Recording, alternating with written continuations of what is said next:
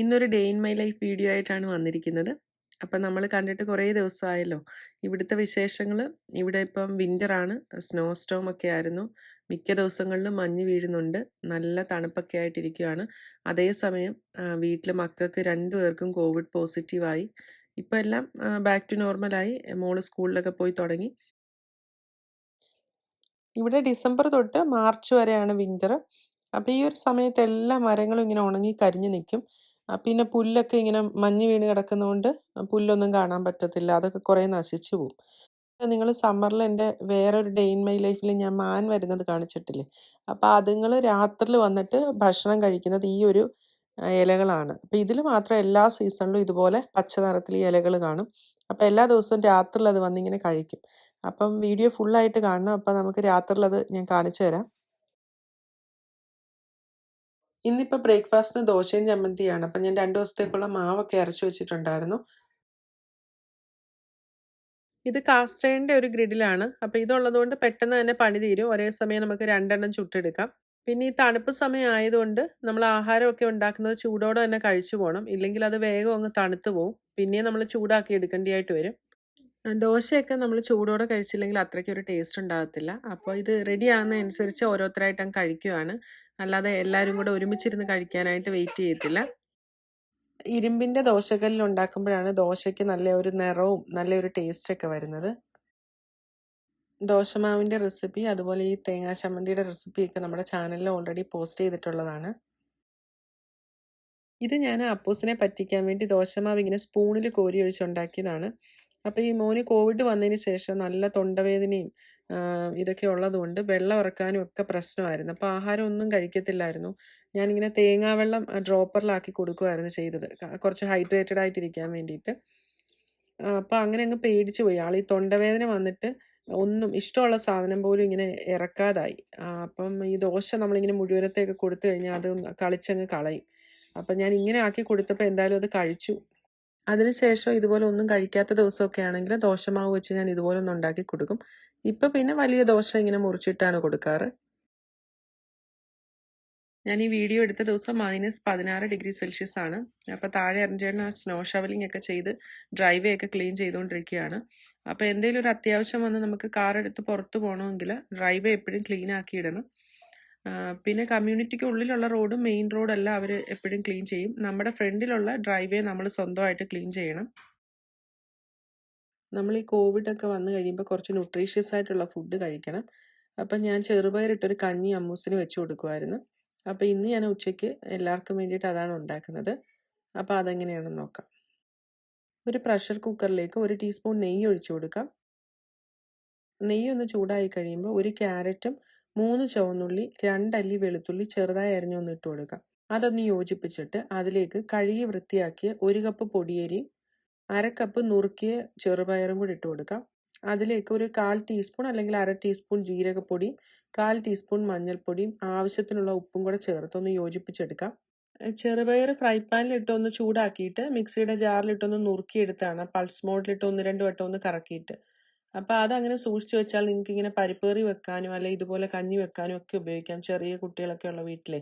ഇനി അതിലേക്ക് വേകുന്നതിന് ആവശ്യമായിട്ട് കുറച്ച് കൂടുതൽ വെള്ളം ഒഴിച്ച് അടച്ചു വെച്ചൊരു 3 വിസിൽ വരെ വേവിച്ചെടുക്കാം. ഇപ്പം കഞ്ഞി റെഡി ആയിട്ടുണ്ട്. ഇനി ഇത് കുറച്ചും കൂടെ ഒന്ന് ലൂസ് ആക്കുന്നതിന് നല്ല തിളച്ച വെള്ളം ചേർക്കാം. പിന്നെ ആവശ്യത്തിനുള്ള ഉപ്പും കൂടെ ചേർത്ത് യോജിപ്പിച്ചെടുത്താൽ മതി. ഞങ്ങൾ ആലപ്പുഴ സൈഡിലൊക്കെ ഈ തോലോട് കൂടിയിട്ടുള്ള ചെറുപയർ നുറുക്കിയിട്ടാണ് പരിപ്പ് കറി വെക്കുന്നത്. ഇവിടെ മോക്കൊക്കെ ഭയങ്കര ഇഷ്ടമാണ്. അപ്പോൾ അതുകൊണ്ട് ഞാൻ എപ്പോഴും ഈ കഞ്ഞി വെക്കുന്നതിനും പരിപ്പ് കറിക്കൊക്കെ ആയിട്ട് കുറച്ച് കൂടുതൽ ചെറുപയർ ഇതുപോലെ ഉണ്ടാക്കി വെക്കും. പൊടിയരിയും ഈ നുറുക്കിയ ചെറുപയറും ഞാൻ കഴുകിയിട്ടാണ് ചേർത്തത്, അത് പറയാനങ്ങ് വിട്ടുപോയി. പിന്നെ മട്ടയരിയുടെ പൊടിയരിയാണ് ഉപയോഗിച്ചിരിക്കുന്നത്. ക്യാരറ്റ് ഇഷ്ടമുണ്ടെങ്കിൽ ചേർത്താൽ മതി കേട്ടോ. ഈ ചെറിയ കുഞ്ഞുങ്ങൾക്കൊക്കെ കൊടുക്കാൻ പറ്റിയൊരു കഞ്ഞിയാണ്. അതുപോലെ നമ്മുടെ പല്ലെടുത്തിരിക്കുന്ന സമയത്തോ അല്ലെങ്കിൽ പനിയൊക്കെ വന്ന് വയ്യാതിരിക്കുന്ന സമയത്ത് കഴിക്കാൻ പറ്റിയ വളരെ എളുപ്പത്തിൽ ടേസ്റ്റി ആയിട്ട് ഉണ്ടാക്കാൻ പറ്റുന്നതും ന്യൂട്രീഷ്യസ് ആയിട്ടുള്ളൊരു കഞ്ഞിയാണ്. ഈ കാണുന്ന ചെടി ഞങ്ങളുടെ നാട്ടിൽ പനിക്കൂർക്ക എന്ന് പറയും. അപ്പോൾ ഇതിൻ്റെ ഇല ഇങ്ങനെ വാട്ടിയെടുത്തിട്ട് അതിൻ്റെ നീര് പിഴിഞ്ഞ് ചെറിയ കുഞ്ഞുങ്ങൾക്ക് പനിയൊക്കെ വരുന്ന സമയത്ത് കൊടുക്കും. കഫക്കെട്ട് മാറാനൊക്കെ നല്ലതാണ്.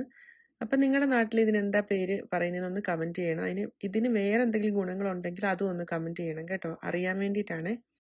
തണുപ്പ് കാരണം തുളസി അങ്ങോട്ട് നല്ല രീതിയിൽ വരുന്നില്ല, അത് ഉണങ്ങിപ്പോകുന്ന പോലെ തോന്നുന്നുണ്ട്. പിന്നെ ഈ പനിക്കൂർക്കയുടെ ഇലയും തുളസി ഇലയും കൂടി ഇട്ട് 3-4 ദിവസം നമ്മളിത് വെള്ളം കുടിക്കുന്നുണ്ടായിരുന്നു. പിന്നെ ഓറഞ്ച് കുട്ടികൾക്കാണേലും ഓറഞ്ച് നല്ല രീതിയിൽ കൊടുക്കുന്നുണ്ടായിരുന്നു. അപ്പം ഞാനത് ഇതുപോലൊരു പാത്രത്തിലാക്കി ടേബിളിൽ വെച്ചേക്കും. അപ്പം ഇങ്ങനെ അങ്ങോട്ടും ഇങ്ങോട്ടൊക്കെ പോകുന്ന കൂട്ടത്തിൽ എല്ലാവരും എടുത്ത് കഴിച്ചോളും. ഇതുപോലെ വെള്ളം തിളപ്പിച്ച് ഒന്ന് അരിച്ചെടുത്തിട്ട് കുടിക്കാം. തുളസിയില മാത്രം ഇട്ടും വെള്ളം തിളപ്പിച്ച് കുടിക്കാം. ഇതിന് പ്രത്യേകിച്ച് മരുന്നൊന്നും ഇല്ലാത്തതുകൊണ്ട് നമ്മൾ ഹോം റെമഡി പോലെ ചെയ്യുന്നതാണ് ഇതൊക്കെ. പിന്നെ കുഞ്ഞുങ്ങൾക്കൊക്കെ കൊടുക്കുവാണെങ്കിൽ നമ്മുടെ മധുരത്തിന് സാധാരണ പഞ്ചസാര ഉപയോഗിക്കുന്നത് അവർക്ക് നല്ലതല്ല. അതിന് പകരം പനങ്കൽക്കണ്ടം അല്ലെങ്കിൽ അതിൻ്റെ തന്നെ പാം ഷുഗർ അതാണ് നല്ലത്. അപ്പോൾ ഇത് ഞാൻ ഇന്ത്യൻ സ്റ്റോറിൽ നിന്ന് വാങ്ങിച്ചതാണ്. അപ്പോൾ ഇത് ഉപയോഗിക്കുവാണെങ്കിലും ഒന്ന് നല്ലപോലെ വെള്ളത്തിൽ അലിയിപ്പിച്ചിട്ട് ഒന്ന് അരിച്ചിട്ട് വേണം ഉപയോഗിക്കാൻ. ചെറിയ തരം മണ്ണൊക്കെ കാണാൻ ചാൻസ് ഉണ്ട്. ഇതാണ് പനങ്കൽക്കണ്ടം. അപ്പോൾ ഇത് നാട്ടിൽ നിന്ന് മോന് കുറുക്ക് കൊടുക്കുന്ന സമയത്ത് അയച്ചു തന്നതാണ്. ഇപ്പോൾ കുറച്ച് സമയമായിട്ട് മഞ്ഞ് വീഴുന്നില്ല. അപ്പോൾ ഈ ഒരു സമയത്ത് ആളുകളൊക്കെ പുറത്തിറങ്ങി അവരുടെ ഡ്രൈവേ ഒക്കെ ക്ലിയർ ചെയ്തുകൊണ്ടിരിക്കുകയാണ്. അപ്പോൾ അതിൽ കുറച്ച് പേരൊക്കെ ചെറിയ കുട്ടികളാണ്. പലരും അങ്ങോട്ടും ഇങ്ങോട്ടും ഒക്കെ ഹെൽപ്പ് ചെയ്യും കേട്ടോ. അടുത്തുള്ള താമസിക്കുന്ന പ്രായമുള്ളവർക്കൊക്കെ ഇത് വളരെ ബുദ്ധിമുട്ടായിരിക്കും. ഇത്രയും ഒരു തണുപ്പ് സമയത്ത് പുറത്തിറങ്ങി ഇത് നല്ല കട്ടിപ്പണിയാണ്. അത്ര ഈസി അല്ല ഈ സ്നോ ഷവൽ എന്ന് പറയുന്നത്. അപ്പോൾ എല്ലാവരും അങ്ങോട്ടും ഇങ്ങോട്ടും ഒക്കെ ഹെൽപ്പ് ചെയ്യും. പിന്നെ കൊച്ചു കുട്ടികളൊക്കെ 12-13 വയസ്സൊക്കെ ഉള്ള കുട്ടികൾ പോക്കറ്റ് മണിക്ക് വേണ്ടിയിട്ടും ചെയ്തു കൊടുക്കും ഇങ്ങനെ. ഇത് നമ്മുടെ കമ്മ്യൂണിറ്റിയുടെ ഒരു പ്രൈവറ്റ് റോഡാണ്. അപ്പം ഇങ്ങനെ വണ്ടി ഇടയ്ക്കിടയ്ക്ക് വന്ന് അവരത് റോഡിലുള്ള സ്നോയൊക്കെ ക്ലിയർ ചെയ്തുകൊണ്ടിരിക്കും. അതിനോടൊപ്പം അവർ ആ വണ്ടിക്കുള്ളിൽ ഉപ്പുണ്ട്, അതിങ്ങനെ ബാക്കിലൂടെ വിതറിക്കൊണ്ടിരിക്കും. അപ്പം ആ ഉപ്പ് വീഴുമ്പോൾ ഈ റോഡിലുള്ള മഞ്ഞൊക്കെ അങ്ങ് അലുത്ത് പോവും. അങ്ങനെ അതിൻ്റെ പരിപാടി നടക്കുകയാണ്. ഡിന്നറിന് നല്ല ടേസ്റ്റി ആയിട്ടും നല്ല ഫില്ലിംഗ് ആയിട്ടുള്ള ഒരു ചിക്കൻ സാൻഡ്വിച്ചാണ്. അതിന് കുറച്ച് ബോൺലെസ് ചിക്കനും ബെൽ പെപ്പറും മഷ്റൂം പിന്നെ പ്രൊവ്ലോണി ചീസാണ് എടുത്തിരിക്കുന്നത്. ഇനി ഒരു പാൻ അടുപ്പിൽ വെച്ച് അതിലേക്ക് കുറച്ച് ബട്ടർ ഇട്ട് കൊടുക്കാം. ബട്ടർ ഒന്ന് മെൽറ്റായി കഴിയുമ്പോൾ ബോൺലെസ് ചിക്കൻ ഇട്ട് കൊടുക്കാം. ചിക്കൻ ഒന്ന് വെന്ത് തുടങ്ങുമ്പോൾ അതിലേക്ക് ആവശ്യത്തിനുള്ള ഉപ്പ് ചേർക്കാം. കുറച്ച് കുരുമുളക് പൊടി, പിന്നെ റോസ്റ്റഡ് ചിപ്പോട്ടിൽ ഗാർലിക് എന്ന് പറഞ്ഞിട്ടൊരു സീസണിങ് ആണ് എടുത്തിരിക്കുന്നത്. അപ്പം നിങ്ങളുടെ കയ്യിൽ ഏതാണോ ഉള്ളത് അതനുസരിച്ച് മാറ്റി ഉപയോഗിക്കാം. പിന്നെ കുറച്ച് പപ്രിക്ക പൗഡർ, അതില്ലെങ്കിൽ കുറച്ച് കാശ്മീരി മുളക് പൊടി ചേർത്താലും മതി. പിന്നെ വേണമെങ്കിൽ ഒറിഗാനോ അല്ലെങ്കിൽ ഇറ്റാലിയൻ ഹെർബ്സോ പിസ്സ സീസണിങ്ങോ എന്ത് വേണേലും നിങ്ങളുടെ ടേസ്റ്റ് അനുസരിച്ച് മാറ്റി ചേർക്കാം. ഇപ്പം ചിക്കൻ റെഡി ആയിട്ടുണ്ട്. ഇതൊരു പാത്രത്തിലേക്ക് മാറ്റി വെക്കാം.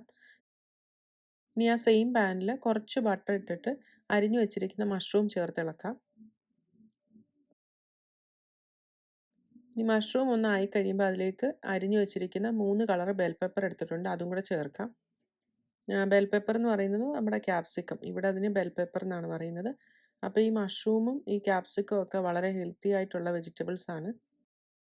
പിന്നെ പ്രത്യേകിച്ച് ഇങ്ങനെ റോസ്റ്റ് ചെയ്ത് ഇതുപോലുള്ള സാൻഡ്വിച്ചിലൊക്കെ ചേർക്കുമ്പോൾ ഒരു പ്രത്യേക ടേസ്റ്റ് കിട്ടും. ഇനി ഇതിലേക്ക് കുറച്ച് ഉപ്പും കുരുമുളക് പൊടിയും കൂടെ ചേർത്തിട്ട് ഇളക്കി കൊടുക്കാം.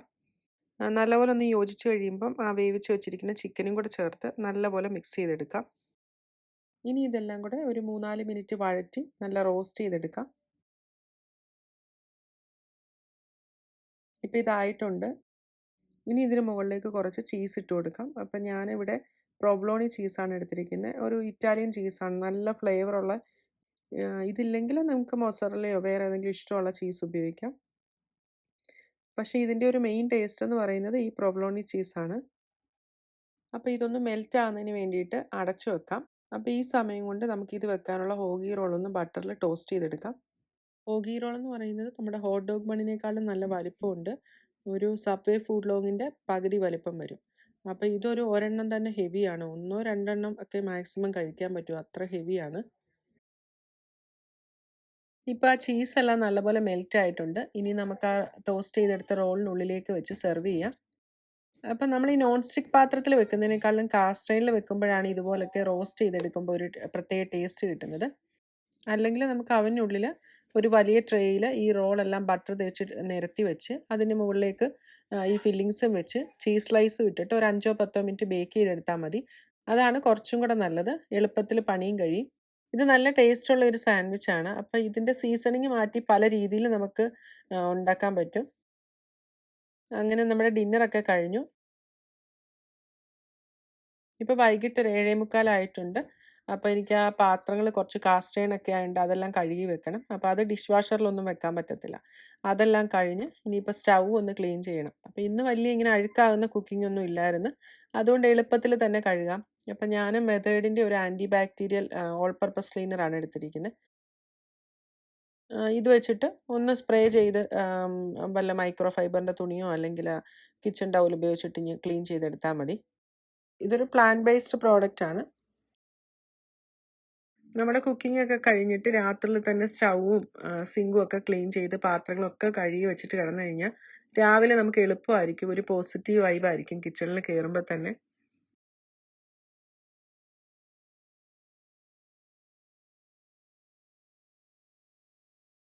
പിന്നെ എല്ലാവർക്കും അറിയാവുന്ന കാര്യമാണ്, കാസ്റ്റ് അയൺ എപ്പോഴും കഴുകി വെള്ളമയം ഒന്നും ഇല്ലാതെ തുടച്ച് അതിൽ എണ്ണ പുരട്ടി വെക്കണം. പിന്നെ രാവിലെ ദോശ ഉണ്ടാക്കിയ ഗ്രിഡിലും പിന്നെ ബ്രെഡ് ടോസ്റ്റ് ചെയ്ത് അതൊന്നും സോപ്പിട്ട് കഴുകത്തില്ല, തുടച്ച് വെക്കത്തേ ഉള്ളൂ. 2-3 വർഷമായിട്ട് സ്ഥിരമായിട്ട് ഉപയോഗിക്കുന്ന കാസ്റ്റ് അയൺ ഒക്കെ ആണെങ്കിൽ അത് നല്ലപോലെ മയങ്ങി കിട്ടിയിട്ടുണ്ടാവും. അതിലിങ്ങനെ എണ്ണയൊന്നും തൂത്ത് വെക്കേണ്ട കാര്യമില്ല. അങ്ങനെ രാത്രിയിൽ ഒന്നും കൂടെ ക്ലീൻ ചെയ്യാൻ പോയിട്ടുണ്ട്. അപ്പോൾ നമ്മളിത് രാവിലെ വരെ വെയിറ്റ് ചെയ്ത് കഴിഞ്ഞാൽ രാത്രിയിൽ വീഴുന്ന സ്നോ എല്ലാം കൂടെ കൂടിയിട്ട് ഇത് ചിലപ്പോൾ ഫ്രീസായി പോവും. അങ്ങനെ ആകുമ്പോൾ ഇത് നമുക്ക് മാറ്റാൻ ബുദ്ധിമുട്ടാവും, തെന്നി വീഴുകയൊക്കെ ചെയ്യും. ഇപ്പം 2 ദിവസം മുന്നേ ഇവിടെ ഫ്രീസിങ് കോൾഡ് ആയിട്ട് ഇങ്ങനെ മരമൊക്കെ ഫ്രീസായി അതിൻ്റെ ആ ഒരു കമ്പിനൊക്കെ ഭാരം കൂടിയിട്ട് ഒടിഞ്ഞു വീണ് പവർ കട്ടൊക്കെ ആയിരുന്നു. അപ്പോൾ ആ ഒരു വീഡിയോ ഞാൻ കുറച്ച് ദിവസം കഴിഞ്ഞ് അപ്ലോഡ് ചെയ്യാം. നമ്മുടെ അടുത്ത വീട്ടിൽ താമസിക്കുന്നതാണ്. അപ്പം അവരുടെ ഡ്രൈവേ ക്ലീൻ ചെയ്ത് കഴിഞ്ഞപ്പോൾ നമ്മളെ വന്ന് ഹെൽപ്പ് ചെയ്യാണ് കാത്തി. അപ്പം നമ്മളുമായിട്ട് നല്ല സഹകരണമുള്ള ഒരു പുള്ളിക്കാരിയാണ്. അങ്ങനെ അതെല്ലാം കഴിഞ്ഞു. അപ്പോൾ ഇനി കിടക്കുന്നതിന് മുന്നേ കുറച്ച് ചൂടുവെള്ളം എല്ലാം ഇങ്ങനെ ഫ്ലാസ്കിലൊക്കെ എടുത്ത് വെച്ചു. ഇപ്പം രാത്രി കാലങ്ങളിൽ മിക്കപ്പോഴും ഇപ്പം മാൻ ഇറങ്ങി വരാറുണ്ട്. അപ്പോൾ എല്ലാവരുടെയും വീടുകളിൽ പുറയിലും മുമ്പിലൊക്കെ ആയിട്ട് ഇതിങ്ങനെ ഭക്ഷണം കിട്ടാതെ റോഡിലൊക്കെ വരാറുണ്ട്. അപ്പം നമ്മുടെ വീട്ടിലിപ്പോൾ ഒരു 2 എണ്ണം സ്ഥിരമായിട്ട് വരും. അപ്പോൾ ഇത് ഒരു സമ്മറിൽ ഇനി കുറച്ചും കൂടെ ഒരു ഓറഞ്ച് ഷെയ്ഡാണ് ഇതിൻ്റെ ഒരു രോമത്തിനൊക്കെ. ഇപ്പം തണുപ്പാകുമ്പോൾ ഇതിൻ്റെ കളർ മാറി ഒരു ബ്രൗൺ നിറമാവും. അപ്പം നിങ്ങൾക്ക് ഈ വീഡിയോ ഇഷ്ടമായിട്ടുണ്ടെന്ന് വിചാരിക്കുന്നു. അപ്പോൾ ഇതുവരെ സബ്സ്ക്രൈബ് ചെയ്തിട്ടില്ലാത്തവരൊന്ന് സബ്സ്ക്രൈബ് ചെയ്യണം. കൂടുതൽ ആൾക്കാരും സബ്സ്ക്രൈബ് ചെയ്യാതെയാണ് കാണുന്നത് കേട്ടോ. ഒന്ന് മറന്നു പോകാതെ സബ്സ്ക്രൈബ് ചെയ്ത് നോട്ടിഫിക്കേഷൻ ആർക്കും കിട്ടുന്നില്ല എന്ന് പറയുന്നുണ്ട്.